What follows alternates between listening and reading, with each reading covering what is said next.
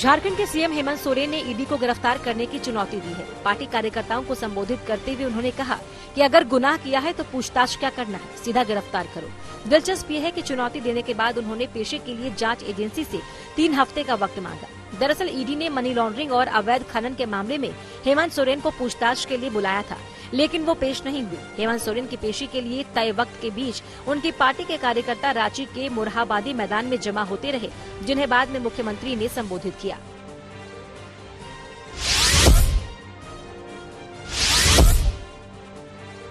हिमाचल प्रदेश में चुनाव प्रचार में पीओके को फिर से हासिल करने का मुद्दा गरमा रहा है। कांगड़ा में राजनाथ सिंह की रैली में लोगों ने पीओके चाहिए के नारे लगाने शुरू कर दिए। इस पर राजनाथ मुस्कुरा दिए और कहा, धैर्य रखिए, धैर्य रखिए।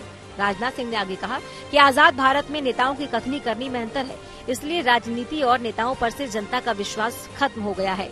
विश्वास के संकट को बीजेपी ने चुनौती के रूप में स्वीकार किया। बीजेपी अध्यक्ष जेपी नड्डा ने भी हिमाचल में कई जगहों पर रैली की। उधर सोलन में केजरीवाल के रोड शो के दौरान जमकर हंगामा हुआ। पंजाब से आए टीईटी अभ्यर्थियों ने भगवंत मान सरकार के खिलाफ नारेबाजी की।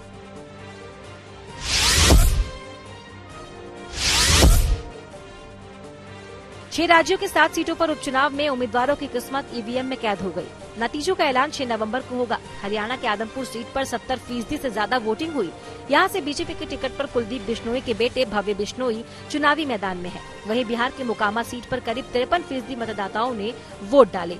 बिहार के मोकामा सीट पर बाहुबली अनंत सिंह की पत्नी आरजेडी से उम्मीदवार है। जिन 7 सीटों पर उपचुनाव हो रहा है, उनमें 2-2 सीटों पर भाजपा और कांग्रेस का कब्जा था। वहीं 3 सीटों पर बीजेडी, शिवसेना और आरजेडी थे।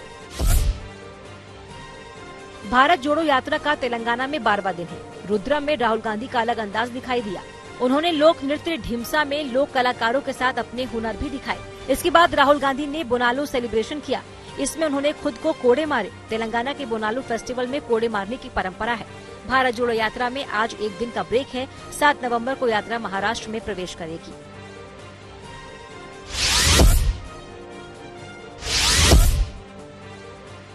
चेन्नई दौरे पर पश्चिम बंगाल के मुख्यमंत्री सूबे के कार्यवाहक राज्यपाल एल गणेशन के घर पर ढोल बजाती नजर आईं। दरअसल ममता बनर्जी राज्यपाल के भाई के जन्मदिन पर आयोजित कार्यक्रम में शामिल होने के लिए पहुंची थी।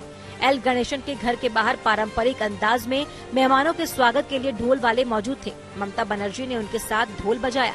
इससे पहले ममता बनर्जी ने कल तमिलनाडु के सीएम स्टालिन के साथ बैठक की थी।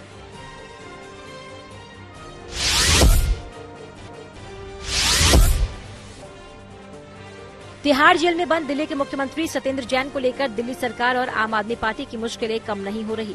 केंद्रीय गृह मंत्रालय ने दिल्ली के चीफ सेक्रेटरी से सत्येंद्र को जेल में मिल रही वीआईपी सुविधाओं पर रिपोर्ट मांगी है।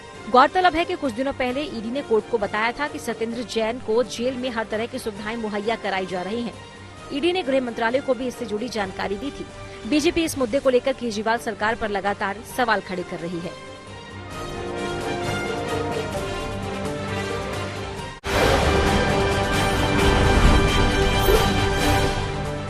चुनाव आयोग ने गुजरात विधानसभा चुनाव की तारीखों का ऐलान कर दिया है। राज्य की 182 सीटों वाली विधानसभा के लिए 2 चरणों में मतदान कराया जाएगा। पहले चरण की वोटिंग 1 दिसंबर को और दूसरे चरण की वोटिंग 5 दिसंबर को होगी। मतगणना 8 दिसंबर को कराई जाएगी। गुजरात में वर्तमान में 4 करोड़ 90 लाख से अधिक मतदाता हैं। चुनाव आयोग के मुताबिक इस बार 51,782 पोलिंग बूथ बनाए गए हैं।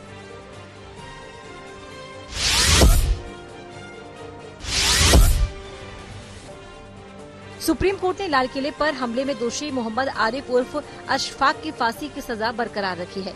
देश की सबसे बड़ी अदालत ने अशफाक की तरफ से दायर पुनर्विचार याचिका को खारिज कर दिया है। इससे पहले अक्टूबर 2005 में निचली अदालत ने आरिफ को दोषी मानते हुए फांसी की सजा सुनाई थी। बाद में दिल्ली हाई कोर्ट ने भी आरिफ की फांसी की सजा को बरकरार रखा था। आतंकी संगठन लश्कर ने 22 दिसंबर 2000 को लाल किले पर गोलीबारी की थी। दिल्ली की हवा एक बार फिर जहरीली होने लगी। एयर क्वालिटी इंडेक्स 400 के पार पहुंच गया और पूरी दिल्ली घने कोहरे की चपेट में है। प्रदूषण का स्तर बढ़ने के बाद कई पाबंदियां लागू कर दिए गए। राजधानी में जरूरी सामानों के अलावा डीजल ट्रकों की एंट्री पर रोक लगा दी गई। हाईवे, सड़कों, फ्लाईओवर, ओवरब्रिज, पावर ट्रांसमिशन और पाइपलाइन जैसे बड़े प्रोजेक्ट के निर्माण पर भी रोक रहेगी। स्कूलों को भी बंद करने की मांग उठी है।